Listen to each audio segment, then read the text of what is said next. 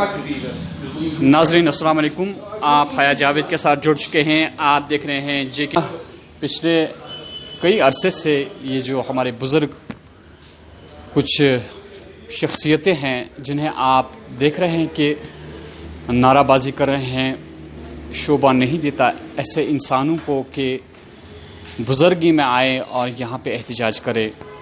ये हमें भी शर्म महसूस होती है जब भी ये हमें कॉल करते हैं। हम खुद के साथ शर्मसार हो जाते हैं कि हमारे बुज़ुर्ग भी अब आ जाते हैं और एहतजाज करते हैं। ये JKSRTC के रिटायर्ड मुलाजमीन हैं, इन्होंने बखूबी अपनी ड्यूटियां अंजाम दी है और सरकार ने इन्हें मौके पर बर्खास्त किया। नाज़रीन, देखना यह है कि अगर ये मुलाजमीन अपनी ड्यूटियां पूरा अपने फ़राइज़ अंजाम दे चुके हैं और इसके बाद इनके साथ जब ये मुलाजमत में यहाँ पे इन्हें मुलाजमत मिली इस डिपार्टमेंट में, तब इन्हें कुछ वादे किए गए और जब इंसान रिटायर हो जाता है और उन्हीं वादों पे ये मुलाजिम जो है उसकी एक उम्मीद बनी होती है कि रिटायर होने के बाद अब इससे राहत की सांस होगी और घर में आराम से अपनी ज़िंदगी बसर कर सकता है। जब सरकार इसे वो पेंडिंग वेजेस या लीव सैलरी या ग्रेजुएटी ऐसा कुछ इनको बाकी है डिपार्टमेंट में वो दिया जाएगा और इन्हें एक उम्मीद होती है कि अगर हम अब बुज़ुर्गी में कदम रख चुके हैं, हमारे बच्चे जो है उन्हें ये पैसा दे के खड़ा किया जाएगा। नौकरियां बनना बहुत मुश्किल है और यही पैसा ये देते हैं अपने बच्चों को और उन्हें कोई कारोबार करवाते हैं।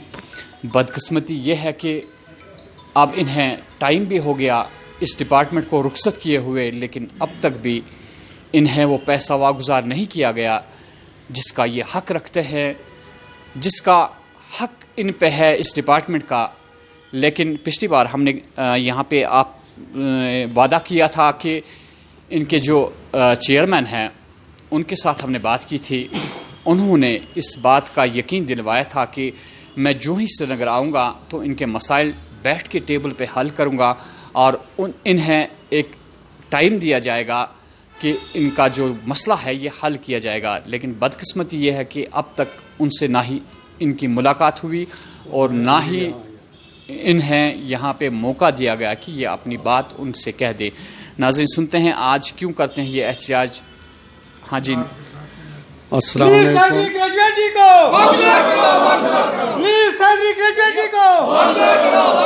हम क्या चाहते हैं? हम क्या चाहते हैं? इंसाफ के आगे, इंसाफ के आगे।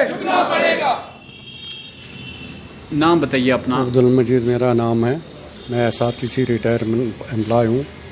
2020 मार्च 2020 से हम जदोजहद कर रहे थे, स्ट्रगल कर रहे थे, जबकि SRTC में 252 मुलाजिम रिटायर हुए हैं आज तक।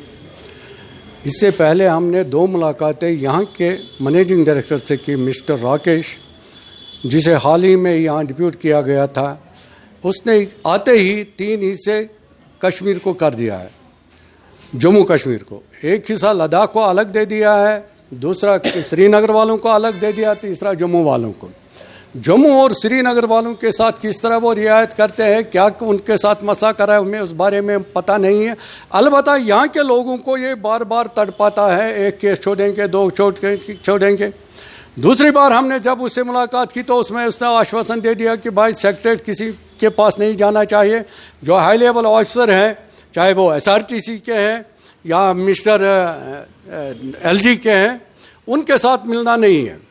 बहरहाल हमने उनका ऑर्डर मान लिया। हम 3 महीने से सेक्रेटरीट नहीं गए थे, इसी वास्ते कि उसने आश्वासन दी 3 महीने के अंदर अंदर हम ये छोड़ देंगे।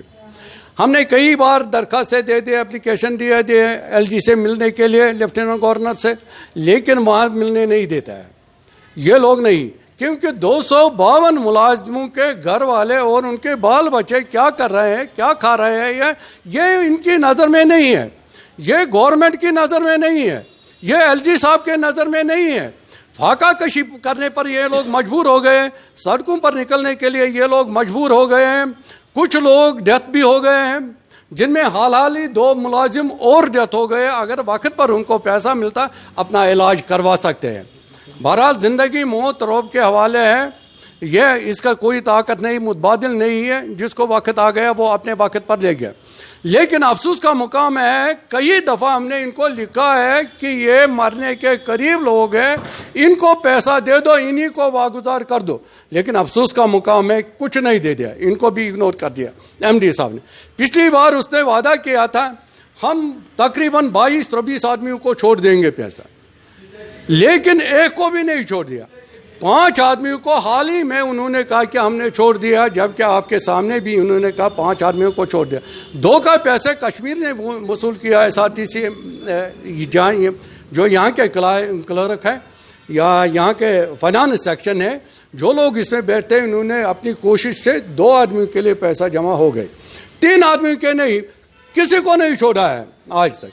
मार्च 2020 से अब तक नहीं, इसमें बर्डन होता जा रहा है। इस महीने भी पता नहीं कितने मुलाजिम हो रहे रिटायर, अगले महीने में। ये आखिर इनको करना क्या है, ये हमें गवर्नमेंट की पॉलिसी समझ नहीं आती है। LG साहब को अगर हमने कई बार उनकी नोटिस में लाया है, रिटर्न दे दिया, लिख के दे दिया उनको कि इनके पैसे छोड़ो, ये पता नहीं क्यों आज फिर आपके माध्यम से हम LG साहब से रिक्वेस्ट करते हैं, मेहरबानी करके इसमें अपनी तरफ से ज़ाती मुदाखलत करके MD साहब को, मिस्टर हरदीश कमिश्नर सेक्रेटरी SRTC, उसको कन्वे कर दे, इनका पैसा छोड़ दिया जाए। अगर इनके पास पैसे नहीं हैं तो 12 अरब रुपए की प्रॉपर्टी SRTC के अपनी मिल्कियत है। गवर्नमेंट ने पिछले बार भी कहा था कि हम किसी जगह ज़मीन या लैंड या बिल्डिंग छोड़ भेज देंगे और इनका पैसा मुकाए। ये खुद MD ने जम्मू में हमसे कहा था कि हमने तैयार किया है एक प्रपोजल, वो प्रपोजल हम गवर्नमेंट के पास छोड़ेंगे, 1 टाइम पेमेंट उनको दे देंगे। 1 टाइम पेमेंट क्या, ये एक करके भी नहीं दे रहा है। अगर गवर्नमेंट ने मेहरबानी करके पिछले दिनों उन्होंने इससे पहले 2021 में 10 लाख रुपए का आश्वासन दे दिया, फिलहाल वो SRTC महकमे ने अपना नहीं दे, 10 करोड़ वो गवर्नमेंट ने अपनी तरफ से दे दिया एडिशनल बजट। अगर इनको एडिशनल बजट मिलता है, ये बजट मिलता है 30 करोड़ रुपया, तो उसमें लिखा है, उसमें आपके सामने हम पेश करें कि 25% इसको इनको देना है रिटायरमेंट वालों, लेकिन 5 पैसे नहीं दे रहे हैं। ये उनकी तरफ से मैं दिखाऊंगा आज हमने लाया है थोड़ा बहुत आपको दिखाने के लिए।